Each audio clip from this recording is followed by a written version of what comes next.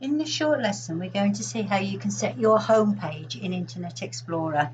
Once set, this means that the page you select will be displayed automatically within the Internet Explorer program each time that you open it. For this example, we're going to set Google as our home page. So firstly, we need to type into the address bar www.google.co.uk, and then we simply press enter on our keyboard. Once the page is displayed, we need to set it as our home page.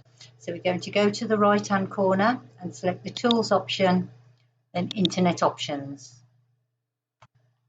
We're simply going to click Use Current, Apply and OK. And to test this, we're going to close Internet Explorer and we're going to reopen it. Google automatically opens now when we open Internet Explorer.